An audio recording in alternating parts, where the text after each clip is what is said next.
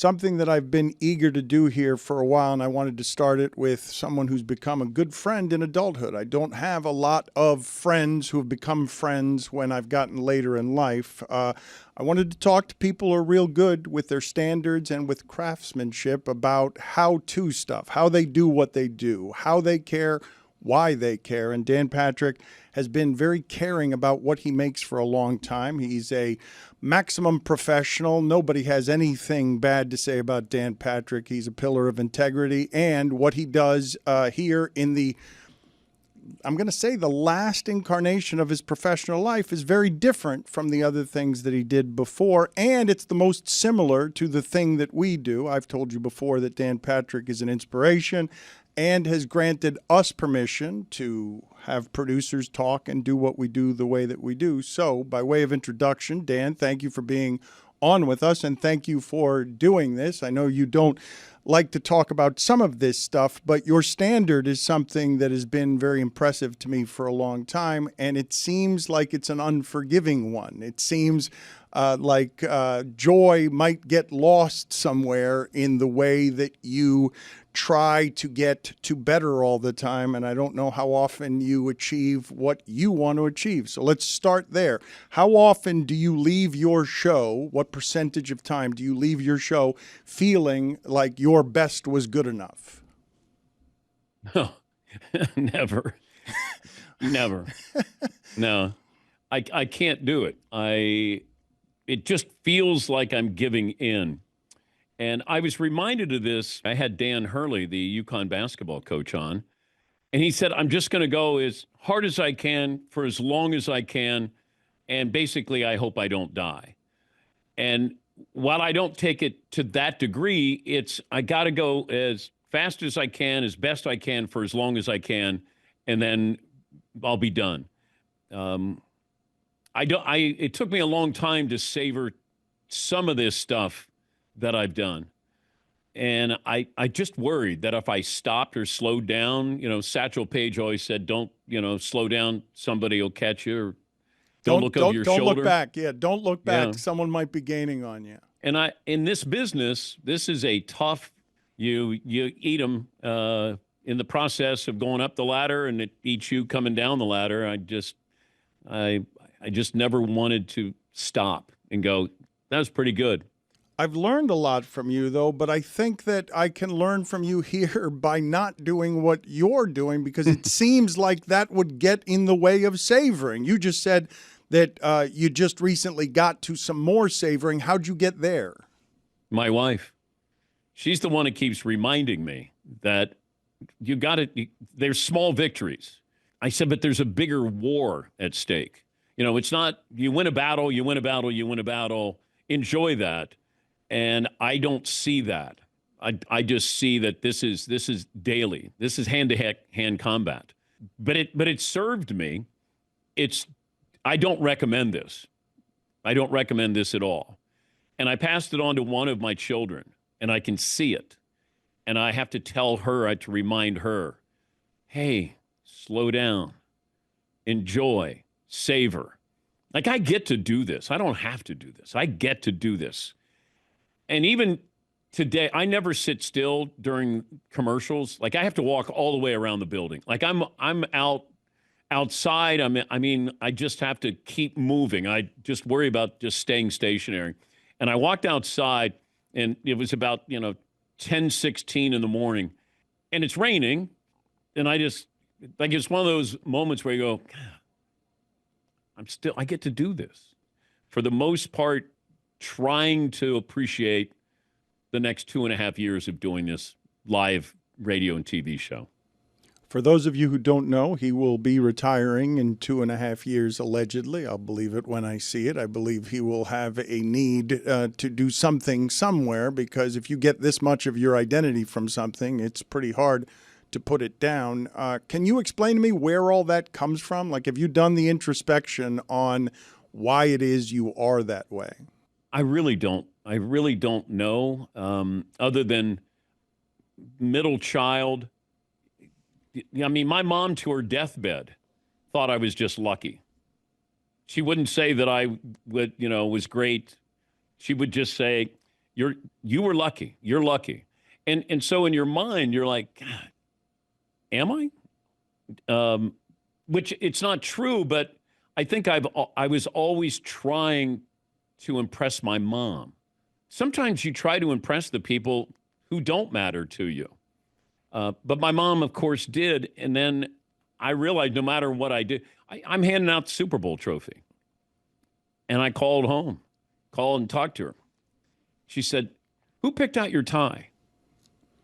And I went, damn, I just handed out the Super Bowl trophy. So, but that's the kind of family that I grew up in. In a lot of ways, they kept me grounded. Nobody was put on a pedestal. Even now, I was always looking for some kind of acknowledgement, recognition, and, damn it, I'm going to get it. Until I realized that I didn't need it, or I didn't really want it. But it allowed me to have that carrot that I'm chasing, and I'm going to continue to do it. I thought your dad was the one that was hard to please. No. My dad died when I was 25, so he never got to see any of this. He took great pride and love in anything we do. My sisters were cheerleaders, 2 brothers who were football players, and then myself and my other brother, basketball players. And he tried to be there for all of our events, but he was not hypercritical. My mom was. She was tough, but that's who raised us from, time I was 25 on. When your dad dies at a young age and your mom doesn't have any money, there's no retirement, there's no insurance, all of a sudden it's, Amber Alert here. All hands on deck. Now all of a sudden the dynamic has changed, and everything was about a job and holding on to the job and savoring a job, working hard at the job. And, so it kind of got ingrained in my head of don't take it for granted, anything for granted, and keep going. Do you realize, though, that you don't give any of that off? You're such a polished television person. I don't know how much anxiety there is there, but no one would ever see it unless they were in your home. Oh, yeah, it's all internalized. I mean, I'll be around my guys, and I'll say, we can't let these small things, they can't fall through the cracks. We have to do this.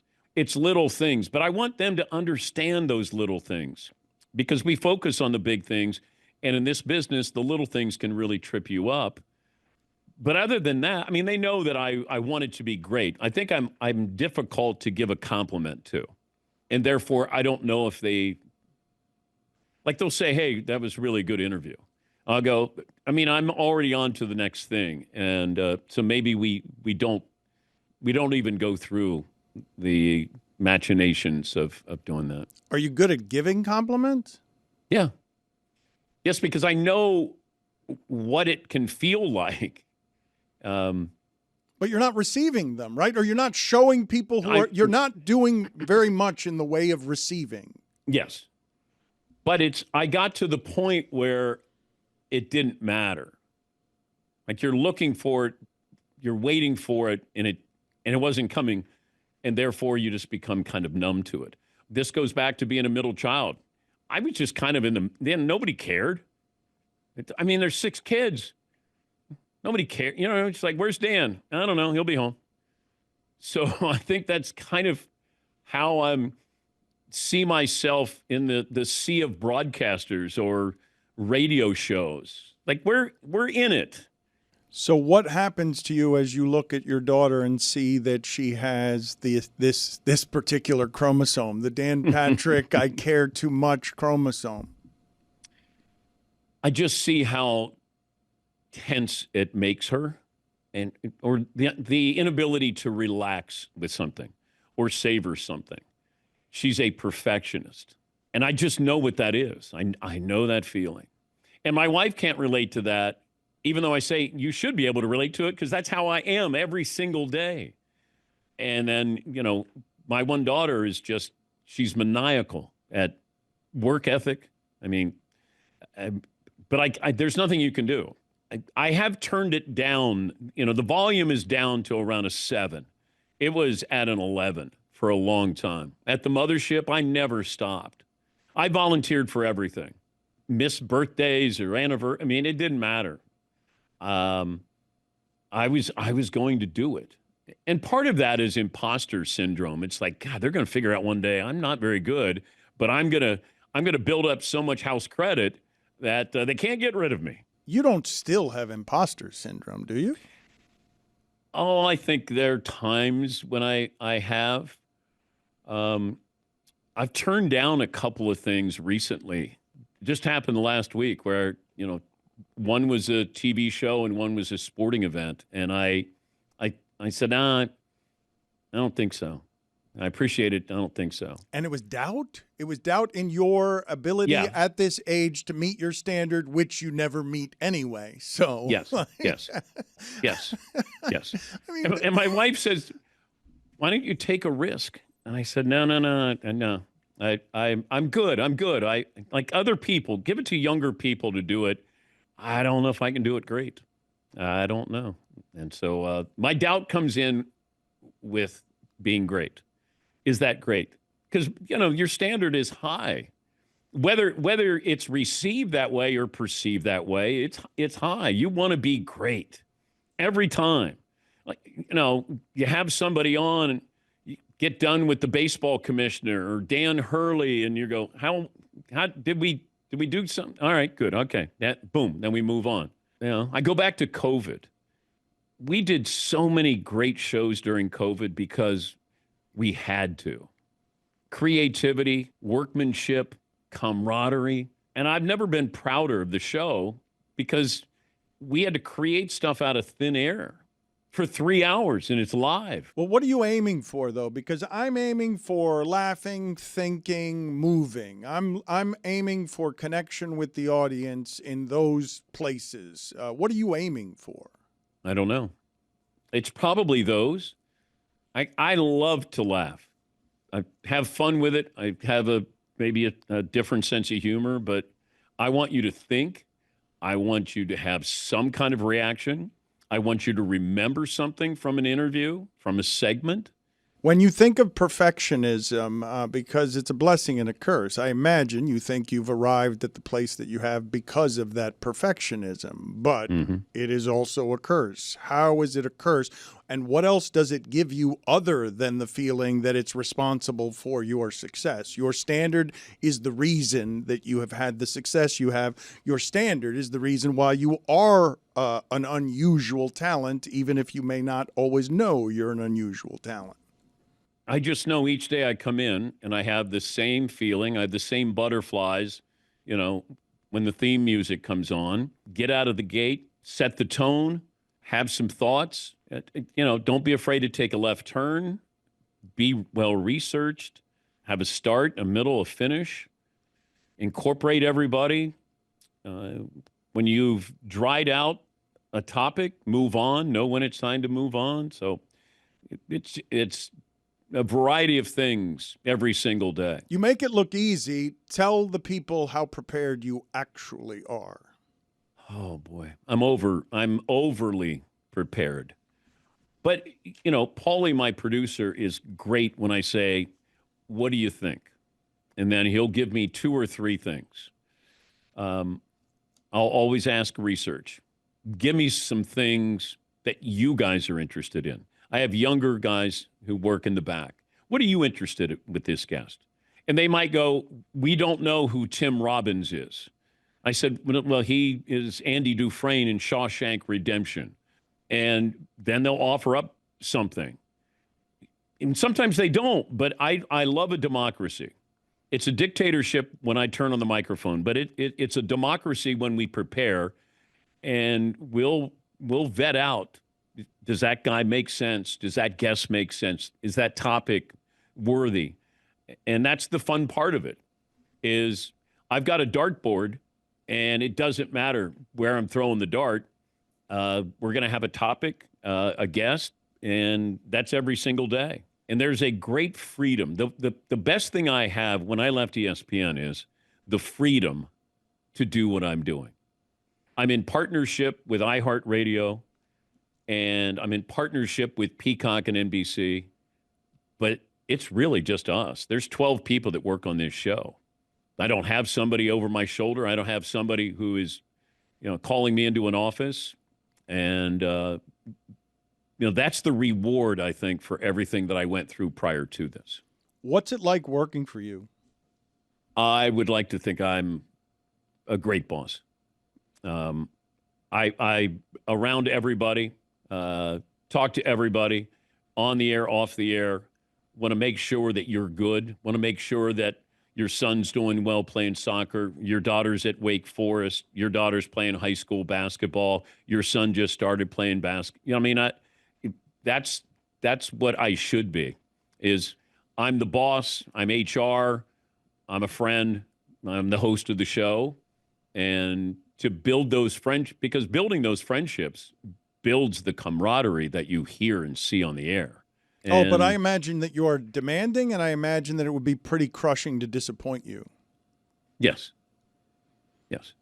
And if those things are so, that might make you a personal boss, an accessible boss, but that would be a boss that would always or would often create something that if it's not fear, that fear of disappointing you, I don't know how else to describe it, right? Like if your standard is so high that you rarely meet it, I imagine it would be very hard for your employees to meet it as well.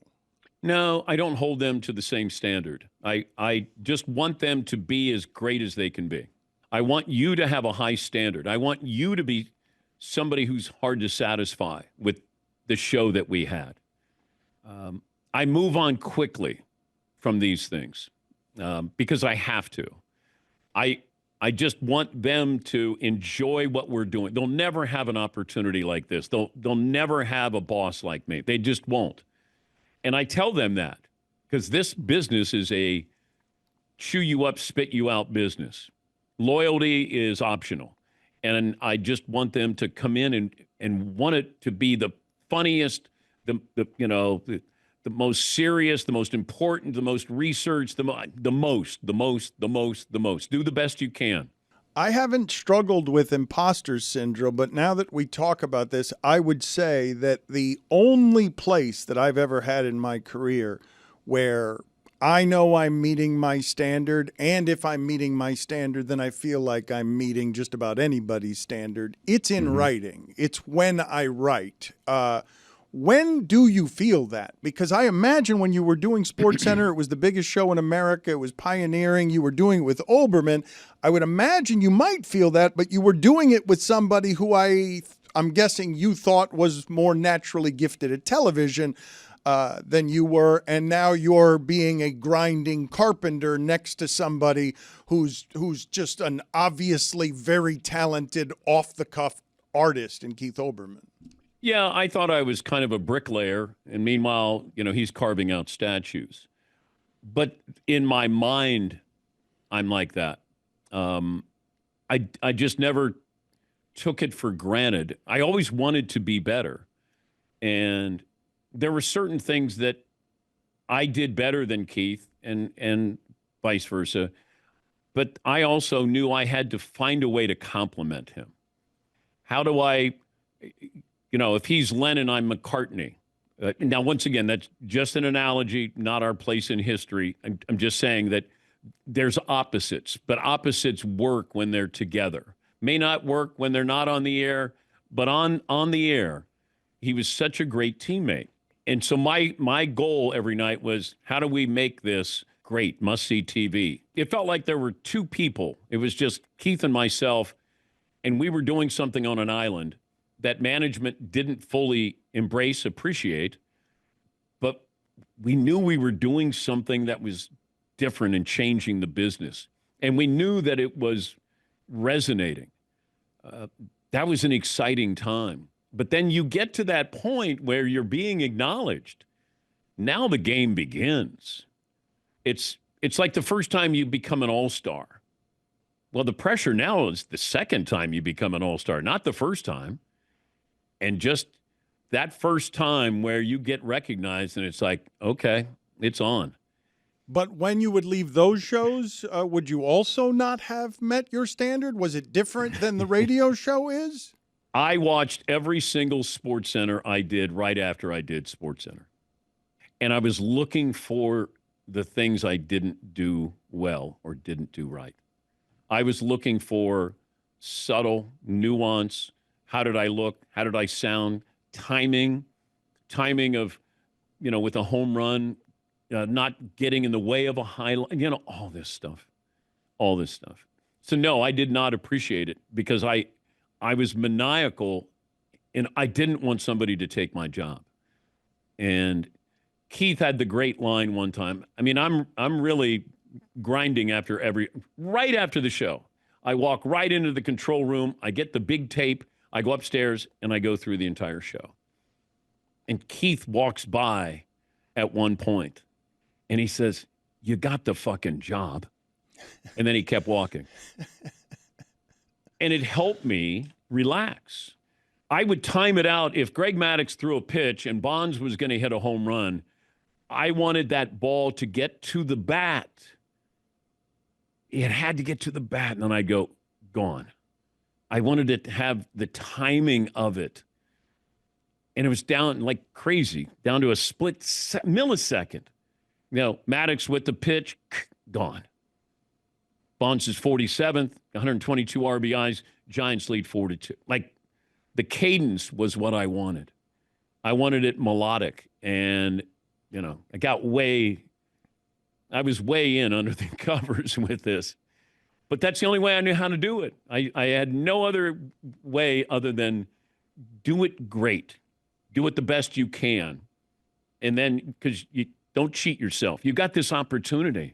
5 years prior to being on SportsCenter in Dayton, Ohio. Don't have a job in TV. And I'm thinking about, I'm going to stay in radio. Didn't get the weekend job in Dayton, Ohio. Go to see an ex-girlfriend in Atlanta. Hey, bring a resume tape. CNN's hiring. I couldn't get hired in Dayton. Now I'm going to get hired at CNN? And then I did. And then 6 months later, I replaced Oberman in New York as the New York Bureau reporter. 5 years later, I'm sitting next to Bob Lee on SportsCenter. Maybe my mom was right. I am lucky. Well, she was right about that tie. It was shit. What you're describing sounds like a plague, though. You understand that, right? The way that you're describing this, even though it results in great success and probably fulfillment, but not necessarily joy, it sounds like a bit of a plague, the way that you're describing it. Because if you're doing SportsCenter with that kind of timing, you're doing the best show, it's a pioneering show, and yet you're noticing all of the mistakes, and every night you're noticing all the mistakes, and you're never going to be perfect, and you're never going to meet your standard, that sounds like not good enough is going to be the undercurrent on just about everything you're doing. We didn't get good feedback from management. That didn't help. I mean, now, many, many years later, they all take credit for it. But back then, they didn't want us to be successful. It was weird. And I've said this before. A member of management said, "We don't want another Berman." And that meant that they didn't want somebody to be successful who they couldn't control. And I thought, why wouldn't you want somebody? Chris Berman is the founding father of ESPN. Yes, Bob Lee and Tom Meeks, but without Chris, there's no ESPN. And I thought, that guy has put in the time and the sweat equity. And I mean, to make this place stand out and not be, that little network, it became more than that. And Keith and I were able to ride, those coattails, inhale some of those fumes. But management, they wanted everybody to be the same. The four letters are more important. And I realized that. That was another problem. You're looking for acknowledgement that was never going to be there. That was one of the most stunning things to me about being there, realizing that it was a production company run by producers who weren't actually very good at producing the things that would stand out in protection of the 4 letters, the brand. The first conversations I had with an ESPN executive of any kind were about brand protection. And I just kept saying to that person, like, I don't care about that stuff. Like, that's just not, why would I care about that stuff? That's not interesting. And I really was stunned that as a production company run by producers, they weren't better at arming their talent with, with things that would make them produce better things. It was weird. Well, I had a couple of really good producers. Mike McQuaid, who's now running ESPN. He's great. He's great. Mike McQuaid is, it took too long for him to get to where he got at ESPN. And he worked in the mailroom. Norby Williamson. Less great. In the mailroom. But they were great at producing the 11 o'clock Sports Center. Great. My favorite McQuaid story, I don't know if I ever told you this, where he's going to he would pick up people at the airport. You know, he's starting out as a runner, basically.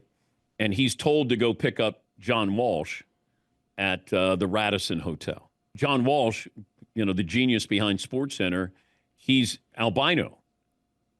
So McQuaid, they're like, you can't miss him. He's an albino. Well, Mike goes over to the Radisson Hotel and goes into the lobby. There's an albino convention going on.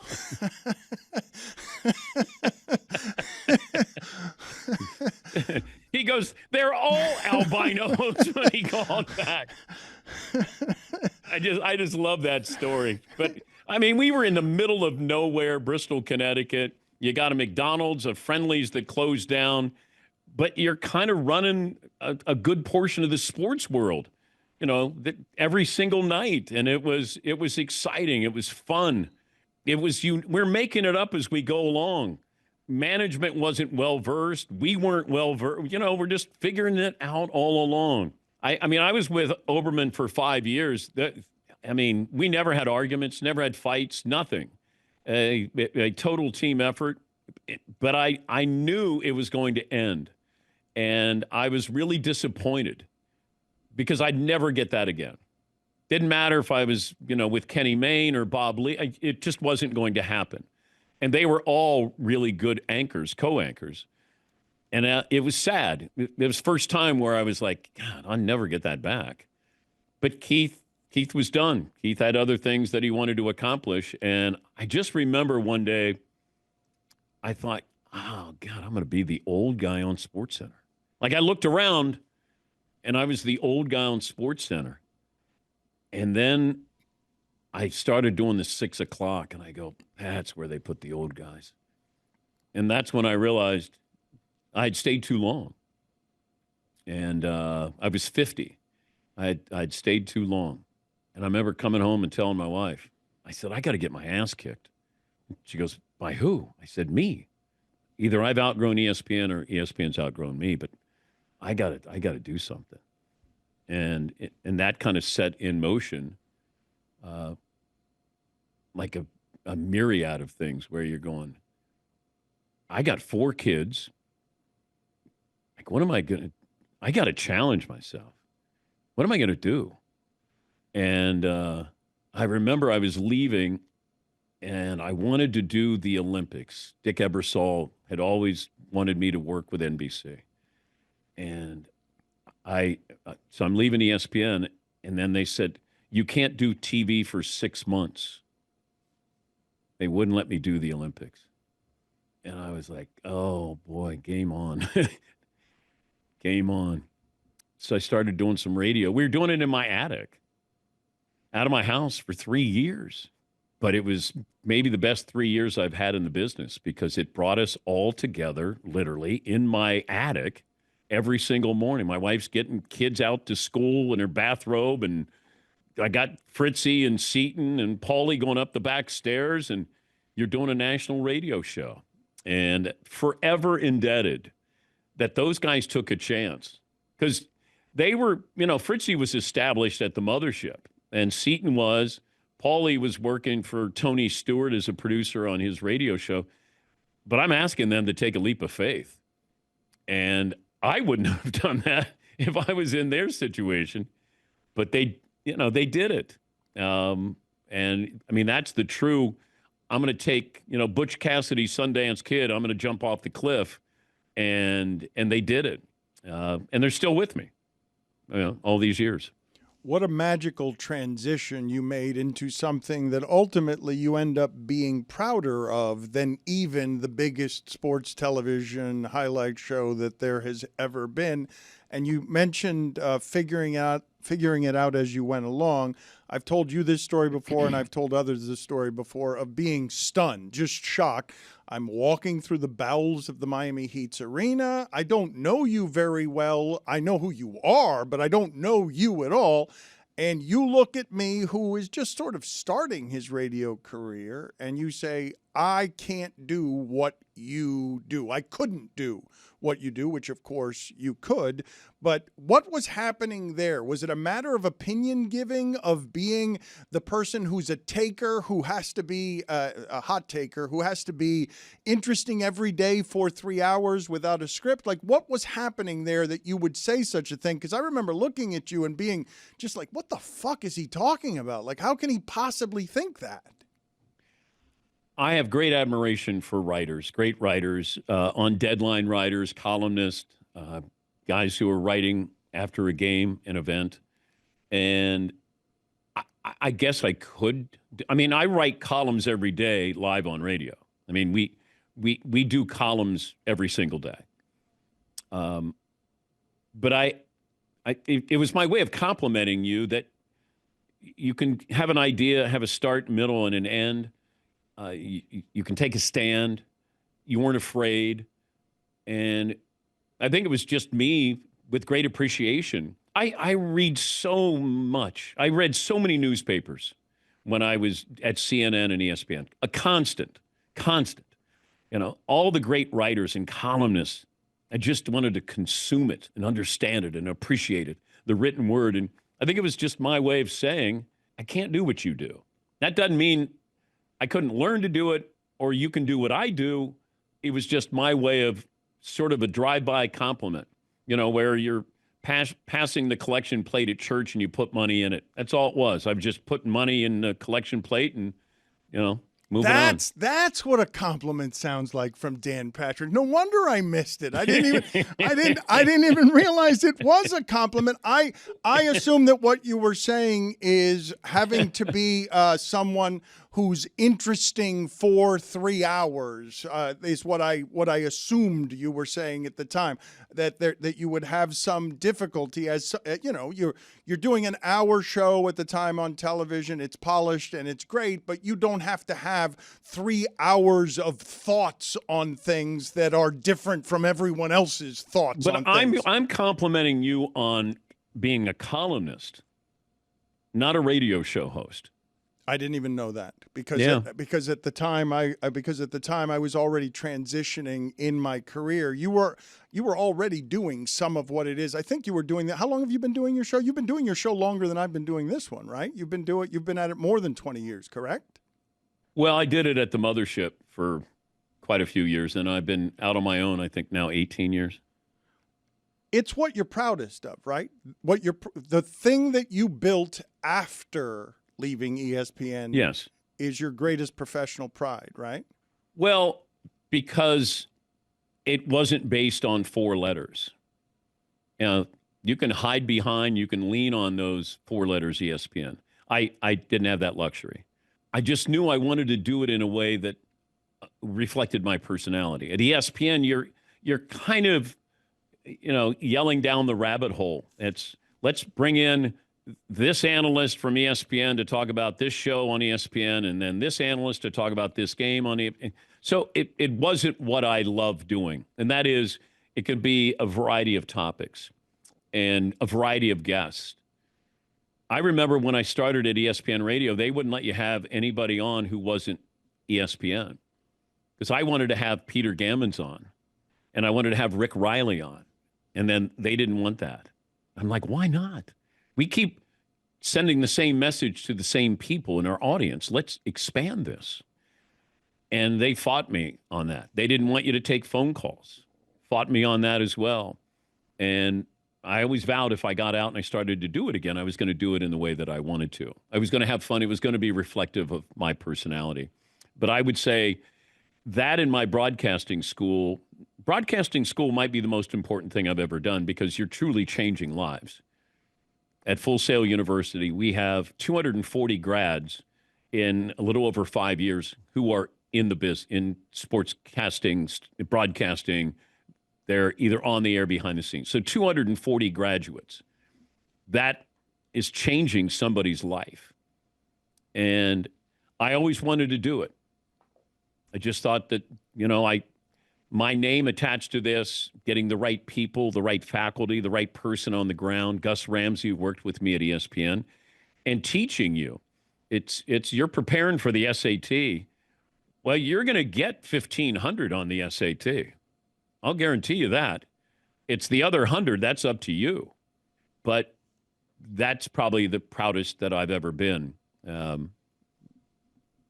I'll let you go on this note. When you think of the things about your show that make you proudest, the 20 years you're retiring in 2.5 years, what is it about your show that gives you the most personal pride when you allow yourself the moment to feel personal pride? I wanted to create a voyeuristic TV show on radio. I kind of in my mind conceptualized, okay, what if I have cameras all over the place? I don't know what that's going to cost, but you get to watch us during the show. You get to watch us during commercials. It is on TV, but we don't acknowledge the cameras because it's a radio show. It has to stay a radio show.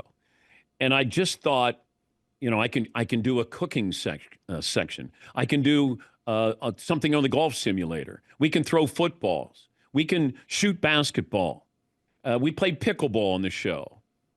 All of these things that I could incorporate product and still have fun. I don't want you just sitting. When you do a radio show, you just kind of sit. I want you moving. And having integration, it's live. So that part of it, I'm very proud. I see a lot of these other shows, and I know they're trying, and I take some pride in that. But that's what I really wanted to do, is I wanted to create something visually stimulating. Everything you see on the show is mine. Things that I've collected for 42 years in this business. I have press passes from covering the Celtics against the Rockets in the NBA championship with Larry Bird. I kept everything. And I thought, now I can put it on display. And I think I'm an interior decorator or set designer in another universe, because I love it. I have police patches that are right in front of me. I change them up all the time. I got all kinds of tchotchkes here, but I love it. If you notice things, great. If you don't notice it, that's fine. But I love that. But I think at the core, I always wanted to have a great sounding radio show. And I tell, the Danettes, it has to sound great. It's not look great. It's sound great. And then it'll look great. That's the way you care. He changed the game multiple times and multiple ways. Thank you for spending this time with us. Love you, buddy. Love you too, Dan. Thank you, man. Thank you.